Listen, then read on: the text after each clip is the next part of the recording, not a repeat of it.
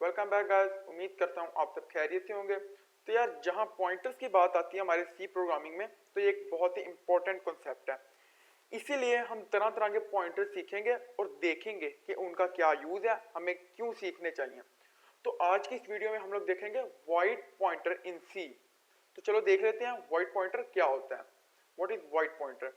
A void pointer is a pointer that has no data type associated with it.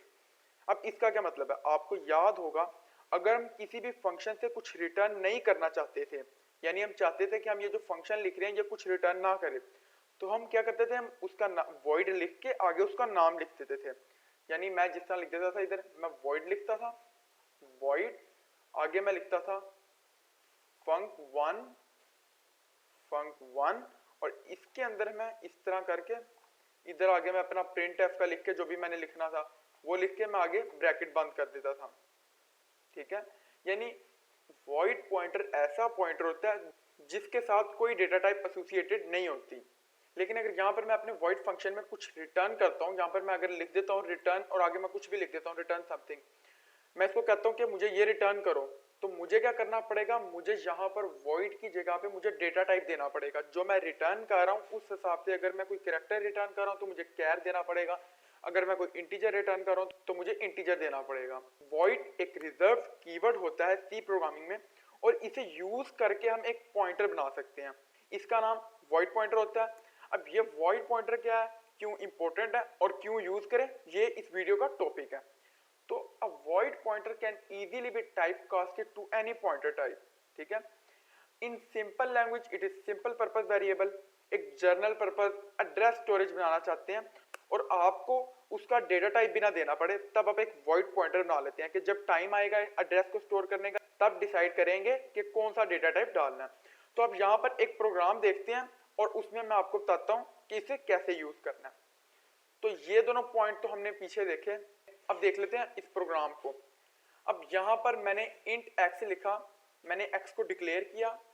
इसी तरह मैंने एक character बनाया y, उसके अंदर मैंने x को स्टोर कराया। ठीक है, अब यहाँ पर मैं इसे कहता हूँ void, मैंने एक p पॉइंटर बनाया, void पॉइंटर बनाया, उसके अंदर मैंने अपने x का एड्रेस स्टोर कर लिया। ठीक है, अब यहाँ पर मेरा x का एड्रेस स्टोर हो गया। फिर मैं उस p को लिख के मैं उसके अंदर अपना y का एड्रेस भी स्टोर करा सकता हूँ। लेकिन मैं यहाँ पर डायरेक्टली डी रेफरेंसिंग नहीं कर सकता। मैं अगर डायरेक्ट स्टार p लिख के उस एड्रेस की वैल्यू में जाना चाहूंगा तो वो एरर देगा। मुझे पहले इसको टाइपकास्ट करना पड़ेगा, टाइपकास्टिंग करने के बाद मैं डी रेफरेंसिंग कर सकता हूँ इसकी। तो चलो चलते हैं और इसके यूजेस को देख लेते हैं। Uses of void pointers in dynamic memory allocation, malloc and calloc return void star type pointer. अब ये हमने देखा था, मैंने आपको डायनेमिक मेमोरी एलोकेशन बहुत तफसील से पढ़ाया, बहुत डिटेल्स में पढ़ाया। वहां पर हमने देखा कि हमारा मैलोक और कैलोक void पॉइंटर यूज करते हैं। ये मैं आपको भी विजुअल स्टूडियो कोड में भी जाकर दिखाऊंगा। This allows this memory allocation functions, यानी ये जो हमारे मेमोरी एलोकेशन फंक्शन है ये इनको अलाउ करता है to be use to allocate memory of any data type. ठीक है, यानी किसी भी डेटा टाइप की मेमोरी को एलोकेट करने के लिए। This is because these pointers can be typecasted to any pointer type। तो चलो आगे चलते हैं, हम void pointer को थोड़ा सा और देख लेते हैं। It is not possible to dereference void pointer। जैसे मैंने आपको बताया कि हम उसको अपने void pointer को डायरेक्टली dereference नहीं कर सकते, हमें उसे dereference करने के लिए पहले उसे टाइपकास्ट करना पड़ेगा। टाइपकास्टिंग करने के बाद हम उसे dereference कर सकते हैं। यानी अगर मैं यहाँ पर लिखता हूँ void स्टार ptr, ठीक है, अब मैं इसको इस तरह नहीं लिख सकता स्टार ptr। इस तरह लिखने के लिए मुझे पहले इसको टाइपकास्टिंग करना पड़ेगा, मुझे इसको इंट या कैर देना पड़ेगा जो भी होगा हमारा, फिर मैं इसको डी रेफरेंस कर सकता हूँ। Pointer arithmetic is not allowed in C standards with void pointers. हम अपने void पॉइंटर्स के साथ पॉइंटर अरिथमेटिक यूज नहीं कर सकते। क्यों नहीं यूज कर सकते? जब हमें पता ही नहीं है कि ये कौन सा डेटा टाइप है वेरिएबल का, तो हम कैसे यूज करेंगे? क्योंकि हमने पढ़ा था अपने पॉइंटर अरिथमेटिक के टॉपिक में कि इंट के साथ अगर हम 1 ऐड करते थे तो वो 4 बाइट आगे चला जाता था, करैक्टर के साथ करते थे तो वो उसका अलग हिसाब था। जब हमें पता ही नहीं कि ये करैक्टर या इंटीजर है, तो अगर हम पॉइंटर अरिथमेटिक करने की कोशिश करेंगे तो वो गलत हो जाएगा। ठीक है, इसलिए it is not recommended to use pointer arithmetic with void pointers. तो इसीलिए आपको ये रिकमेंड नहीं किया जाता कि आप अपने पॉइंटर अरिथमेटिक को वॉइड पॉइंटर के साथ यूज करें। तो उम्मीद करता हूं कि यहां तक आपको समझ आ गया होगा। अब हम चलते हैं अपने विजुअल स्टूडियो कोड में और वहां पर जाके हम इन चीजों को डिटेल में देखते हैं। तो चलो मैं अपना विजुअल स्टूडियो कोड ओपन कर लेता हूं। यहां पर मैं न्यू फाइल क्रिएट करता हूं c52.c, एंटर। यहां पर मैं लगा लेता हूं मेन टू स्निपेट और इधर मैं क्या करता हूं, मैं दो वेरिएबल बना लेता हूं। मैं कहता हूं int a is equal to 345, इधर मैं सेमीकोलन लगा देता हूं। फिर नीचे मैं लिखता हूं float b is equal to 8.3 semicolon, enter. नीचे मैं लिखता हूं void स्टार ptr, मैंने एक void पॉइंटर बना लिया, सेमीकोलन लगा के मैं इसको कह देता हूं ptr एम्परसेंड a और इधर भी सेमीकोलन लगा लेता हूं। अब हम इसको रन करके देख लेते हैं कि ये कोई एरर तो नहीं दे रहा।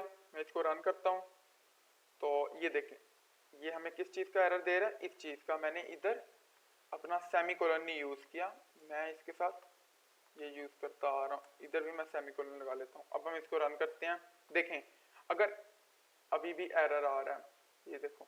अब मुझे पता चल गया कि मेरा कहाँ पे एरर आ रहा था। तो ये देखें यहाँ पर मैंने इक्वल टू नहीं दिया था। तो ये देखो, मैं इसलिए आपको रिकमेंड करता हूँ कि जब भी आप कोई प्रोग्राम लिख रहे हो तो आप उसको थोड़ा थोड़ा लिख लिख के उसको रन करके देख लिया करो, ताकि आपको पता चल जाए कि मेरा अगर कोई एरर आ रहा है तो वो इतने पोर्शन में आ रहा है। तो हम इसको रन करके देखते हैं। ये देखें, अब इसने मुझे कोई एरर नहीं दिया क्योंकि मैंने सारे एरर एलिमिनेट कर दिए। अब हम ये इधर आगे इसने हमें कुछ दिया क्यों नहीं, क्योंकि हमने इससे कुछ मांगा ही नहीं। तो मैं इधर लिखता हूँ सिंपल प्रिंट एफ और इसके अंदर मैं लिखता हूँ इधर the value of A is percentage D backslash N और इधर मैं कोमा लगा के आगे मैं लिखता हूँ स्टार ptr, ठीक है। और इधर हम लगा देते हैं सेमीकोलन।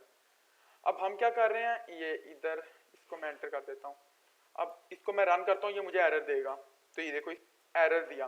अब इसने मुझे एरर क्यों दिया, मैंने आपको पीछे बताया था कि हम अपने वॉइड पॉइंटर को डायरेक्टली डीरेफरेंस नहीं कर सकते, वो हमें एरर देगा।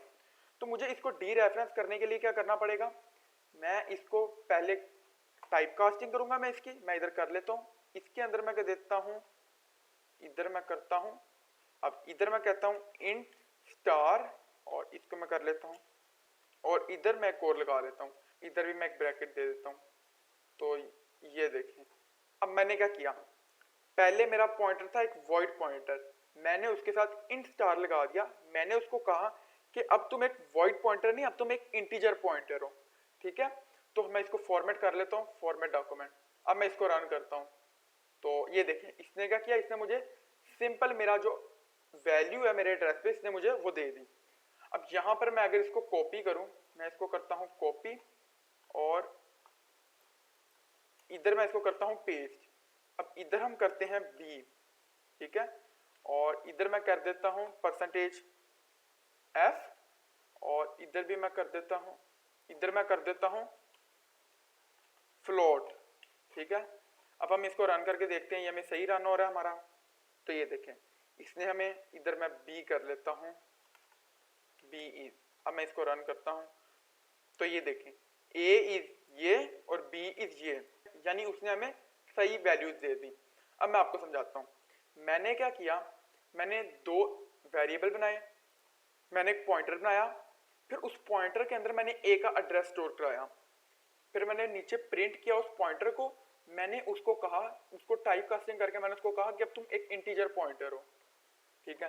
फिर मैंने नीचे उसी पॉइंटर के अंदर मैंने बी का एड्रेस लिया, फिर मैंने उसको कहा कि अब तुम एक फ्लोट पॉइंटर हो, यानी कि मैंने एक ही पॉइंटर को यूज करके अलग अलग तरह के एड्रेस उसमें स्टोर कर लिए।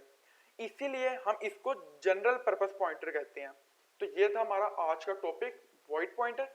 तो मैं आपको दिखा देता हूँ जो मैंने आपको C47 का कहा था, अपनी क्लास नंबर 47 का। ये देखो, यहाँ पर हम यूज कर रहे हैं अपना कैलॉग फंक्शन, ठीक है। अब जब हमने कैलॉग फंक्शन यूज किया तो इसने हमें क्या रिटर्न किया, इसने हमें रिटर्न किया वॉइड पॉइंटर। हमने इंट स्टार लगा के अपने उस वॉइड पॉइंटर को एक इंटीजर पॉइंटर बना लिया, ठीक है। अब इधर ऊपर हम मैलोक में भी देख लेते हैं, इधर भी उसने हमें क्या रिटर्न किया, वो हमें रिटर्न कर रहा था एक वॉइड पॉइंटर। हमने इंटीजर स्टार लगा के हमने उसको एक इंटीजर पॉइंटर बना लिया। इस तरह आप उसको फ्लोट पॉइंटर भी बना सकते हैं, आप उसको कैर पॉइंटर भी बना सकते हैं। तो हमें इंटीजर पॉइंटर की जरूरत थी, इसलिए हमने इंटीजर पॉइंटर बनाया। तो वापस आते हैं, इसको मैं क्लोज कर लेता हूँ। तो ये था हमारा आज का टॉपिक। उम्मीद करता हूँ कि आपको समझ आया होगा। अगर आपको कोई बात समझ नहीं आई या आपको मैडम कुछ पूछना चाहते हैं तो आप पूछ सकते हैं। तो मिलते हैं अगली वीडियो में, तब तक के लिए खुदा हाफिज।